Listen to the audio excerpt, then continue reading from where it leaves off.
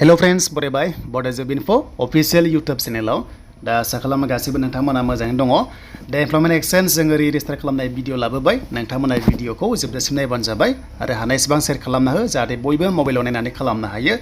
बेनो जाबाय गासिबो खालामनांगौ आसाम स्टेटआव जायनोखि साख्रि लानो थांगासिनो दङ मास्टारनिफ्राय लानानै आसाम पुलिस एडिआरि गासैबो नोंथांमोना खालामनांगोन बिनि लास्ट डेटआ मेसेज फैखादों नोंथांमोनाव 15 आगस्ट एबा 15 आगस्टनि सिगां खालामनांगौ दा जोङो फार्स्टआव लगइन आरो जों रेजिस्टार खालामनांगौ होमबासो जों थांनो हागोन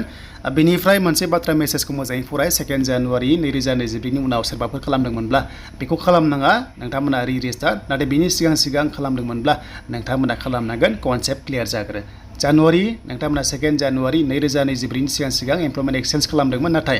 दासिमबो एक्टिभ दङ नोंथांमोना नांगोन कम्पालसरि बेयाव बुंनाय बादिब्ला दा गोबाव खालामा जों लगइन आरो जों रेजिस्टाराव थांगोन बेनिफ्राय जोङो खालामगोन बेनो जाबाय रेजिस्टार दा बेखायनो आं बेयाव क्लिक खालामबाय स' बेयाव क्लिक खालामनाय लोगो लोगो जोङो गुबुन पेजआव थांगोन अके स' दायो जोङो सिटिजेन मोनदों पिएफसि मोनदों सिएसए मोनदों अफिसियेल मोनदों जोङो फार्स्टलि न'आव थानानै खालामबा जोङो सिटिजेनाव दोननानै लगइनआव क्लिक खालामनांगोन गाहायाव दा आं बेयाव क्लिक खालामबाय स' खालामनाय लोगो लोगो पेजआ एसे स्पिड जागोन खायसेना आरो खायसे स्ल' जागोन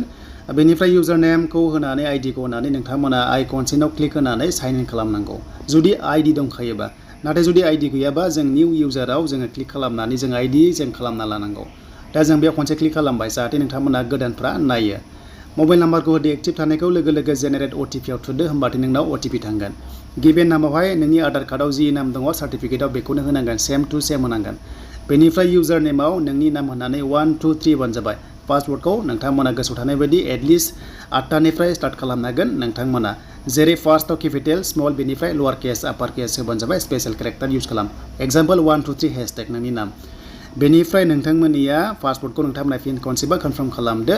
एन्ड बेनिफ्राय जेन्डार बेनिफ्राय नोंथांमोननि बार्थडेखौ सेलेक्ट खालामनानै नोंथांमोना बेवहाय साइन आप खालामबानो जाबाय बेनिफ्राय आइडिखौ नोंथांमोना मोननो हागोन बेनिफ्राय बक्सआव जि दं एन्सार बेखौ होग्रोबानो जाबाय बेनिफ्राय केपचा क'डखौ होनानै नोंथांमोना जेब्ला आइडि मोनगोन ना बेक थांदो बेनिफ्राय नैबे आइडियाव फैफिननानै लगइनआव फैनानै नोंथांमोना जास्ट लगइन खालाम होमबानो जोङो नेक्स्ट खामानिखौ मावनो हागोन दा जोङो बेयाव आइडि थानाय लोगो लोगो सोरबा सिटुआ गोबां खामानि मावनो हायो जेरै बार्थ सार्टिफिकेट कास्ट बेनिफ्राय एमप्लयमेन्ट एक्सचेन्ज पिआरसि आरो गोबां रोखोमनि जों हायो थ' बेखायनो जों बेयाव लगइन खालामसै आइडिखौ लानानै दा बेनिफ्राय लगइन जाबाय नोंथांमोना इजि प्रसेस लानोबा फार्स्टनि सार्च अपसना बेयाव एमप्लयमेन्ट एक्सचेन्ज कार्ड लिरनाय लोगो लोगो नोंखौ डाइरेक्ट लांगोन नोंखौ डाइरेक्ट पेजआव लांगोन बेनिफ्राय नोंथांमोना नागिरनांगौनि गोनांथि गैया स' बेखायनो जोङो सर्टकाट थांनोबा जों बेयाव एमप्लयमेन्ट एक्सचेन्ज लिरनानै जोङो सार्च खालामदो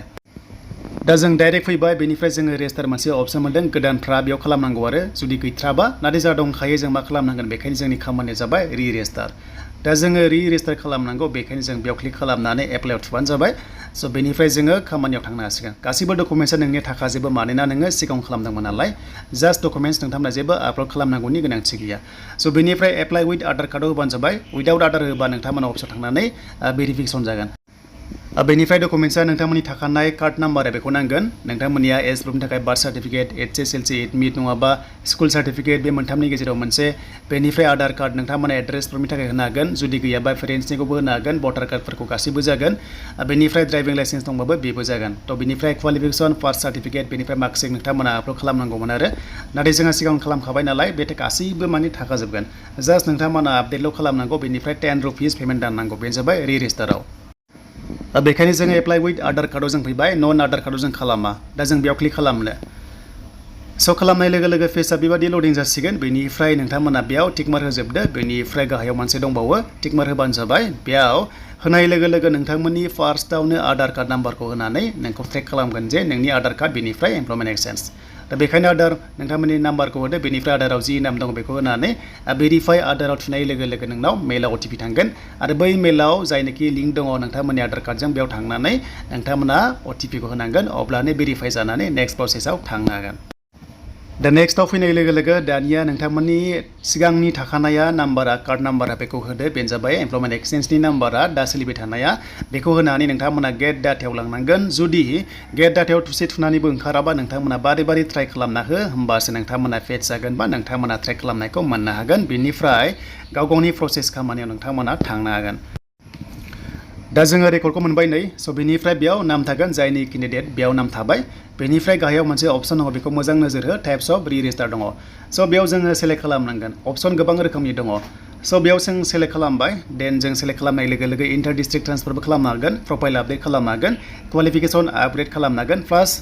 नोंथांमोननि एमप्लयमेन्ट स्टेटास बेखौहाय आपग्रेड खालामनो हागोन गोबां अपसन दङ नों जायखौ खालामा माने नोंनि बाथ्रासै नाथाय रेजिस्टार बेनो जालांजोबगोन दा जों बेखायनो जों अपसन खालामबाय जुदि आपडेट एमप्लयमेन्ट स्टेटास खालामनोबा नोंथाङा प्रेजेन्टआव मा मावदों जों बेयाव क्लिक खालामनाय लोगो लोगो जोंहा प्रसिडआव थुदो अके एन्ड बेयाव थुनाय लोगो लोगो जोंहा बेबादि पेजआ लाना फैगोन जोबोर इजि प्रसेस नोंथांमोना बेयाव प्रिभियासआव मा दंमोन प्रिभियासआव जाहैबाय आनएमप्लयड दङमोन थिग कारेन्ट स्टेटासखौल' नोंथांमोना होनांगौ होमबानो जोब्बाय बेनो जाबाय नोंथांमोननि जुदि फरायनाया जुदि बारायाबा आरो अके माने नोंथाङा माने फरायनाया जुदि गैखालाबा जुदि डिग्रिल' पास खाबा नोंथांमोना